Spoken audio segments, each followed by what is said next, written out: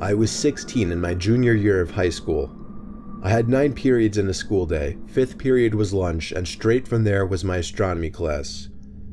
My astronomy class was actually held in one of the 2 basement classrooms of the school.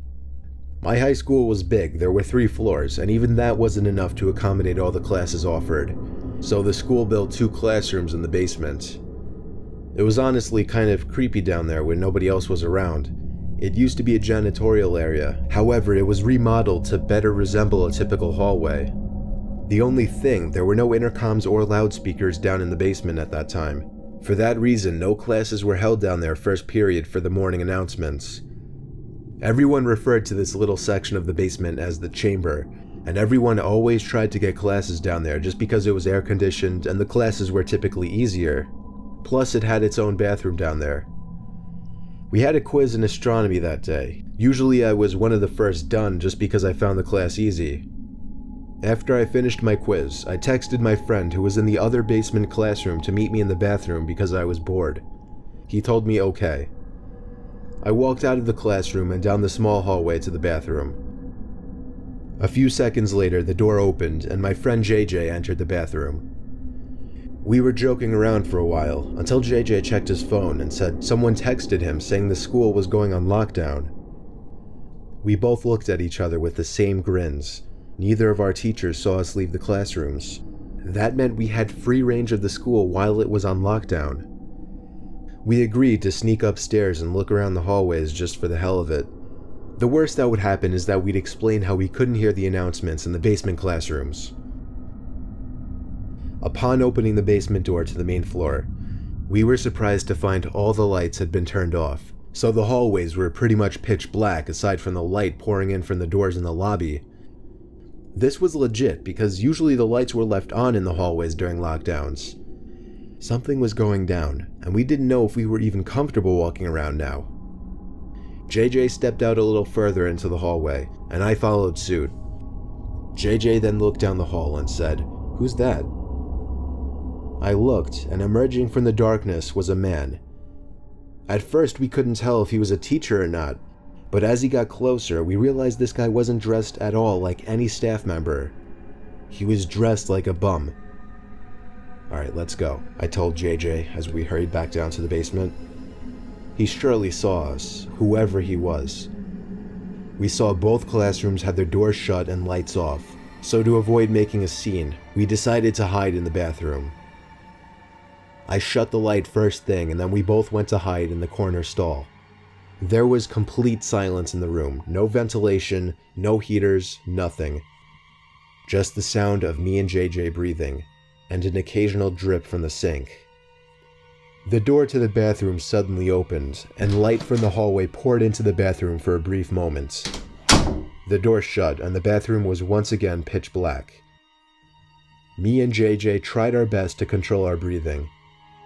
The room was so silent that we could hear somebody walking over to our side of the bathroom.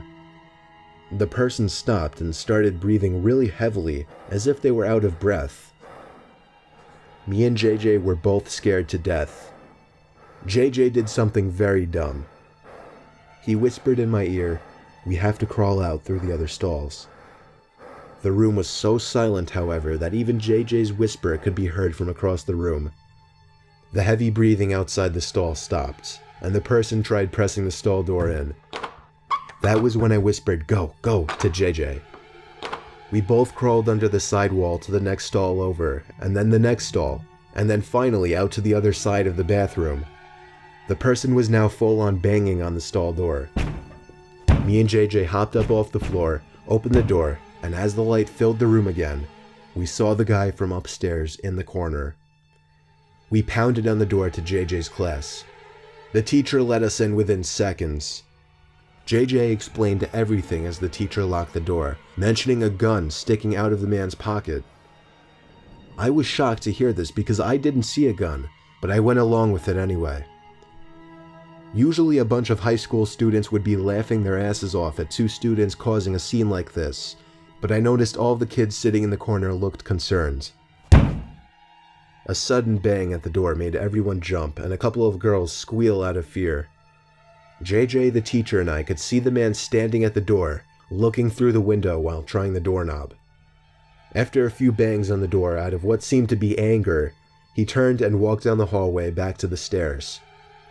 We don't know how much longer the lockdown went on for, but for over an hour we sat in silence in the room, other than the teacher occasionally asking me and JJ questions in a very concerned tone, shaking his head after everything we would tell him.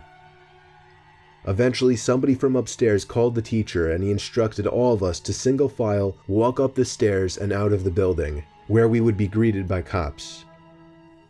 Me and JJ did the best we could at describing the man to the cops and to the dean. One of the cops patted me on the back and we were sent off to go home. After this incident, the school installed cameras everywhere and ramped up the security budget. This incident never got media attention, so honestly, we never found out if police caught the guy. I'm convinced that man had no other intentions but to kill us then and there in that bathroom stall.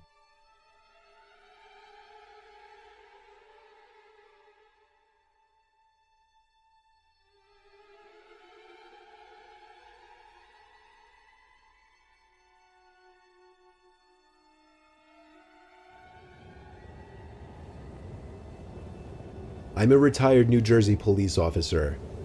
Throughout my 20 years in the force, the most disturbing call I ever received was for a school lockdown happening at a nearby middle school, of which I'll leave out the name for legal reasons. It happened on a stormy, dark day. My car number was called on the radio to respond to a lockdown, where a suspicious-looking man was seen stepping out from a white van parked behind a school and walking into the back door by the boys' locker room. I pulled up to the back parking lot of the school, right next to the white van. Nobody was inside and all the doors and trunk were locked. I opened the red back door that entered into the gym hallway, right by the locker rooms. The main lights had been turned off, so the whole inside of the school was dark. I unholstered the flashlight from my belt and used it to navigate the halls. I made it to the lobby of the school, where a woman emerged from the front office quietly, telling me to check the boys' locker room but to be careful because the person might be armed. I called for backup on my radio and was assured backup was already on the way. I made it back to the hallway I entered from, where I found the boys' locker room right next to the exit. I pushed it open very quietly. There were no windows in the rooms, therefore there was no light whatsoever in that locker room. Only the light provided by the flashlight. There was a white noise in the room, some kind of vent on the ceiling blowing air, but even over that, I was hearing faint scratching type noises or little dings on the locker doors from the other side. I was supposed to make my presence as a police officer known, but honestly, I was just too scared. The tension in the room was insane.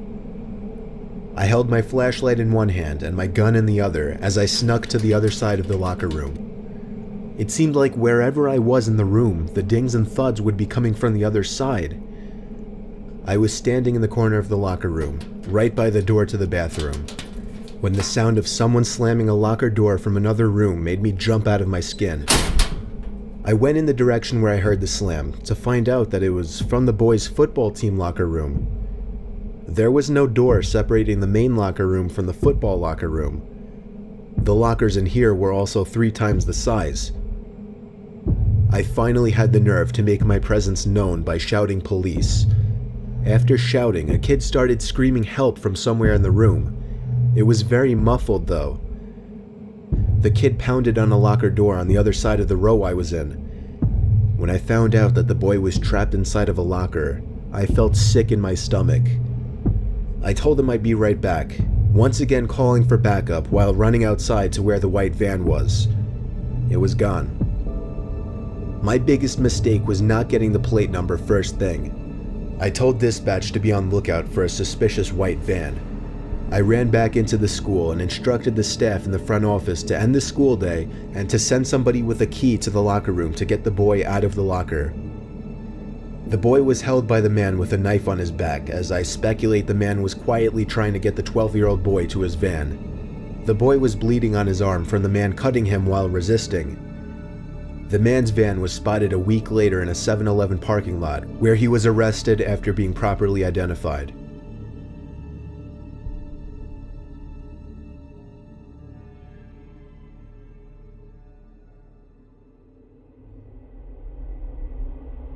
I was staying in a Hampton Inn in New Jersey when I was visiting Rowan University, a college I potentially wanted to attend. My family couldn't come with me, so I was on my own. After attending campus tours, I went to get a bite to eat at a nearby restaurant, and then went back to the hotel at around 8 p.m., planning on going back to campus again the next day. About an hour after returning to my room, a strange alarm started going off in my room, along with a white light flashing from the corner of the ceiling.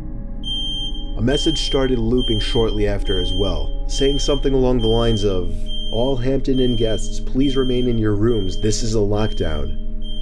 I'd never heard of a lockdown in a hotel. I never even knew hotels had alarms like this. I found it more interesting and exciting than anything else.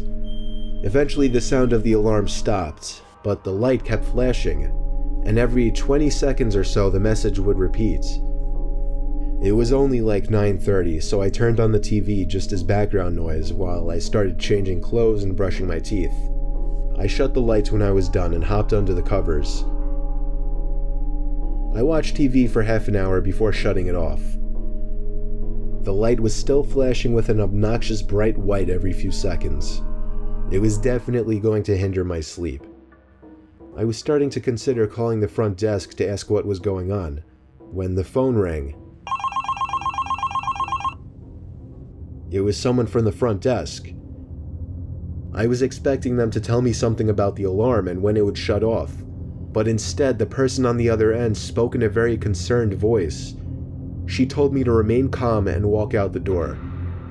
I took that opportunity to ask her what exactly was going on. She went on to tell me that there was somebody in the room with me and to get out immediately. I dropped the phone and instinctively started looking around everywhere. Part of me was curious to see if somebody was in fact in the room. I checked under the bed, looked into the empty bathroom, nobody in either spot. Then I noticed the closet door right next to the bathroom. It was one of those closets with a wooden sliding door. It was open just a tiny crack, and through that tiny crack, I could see a person's face.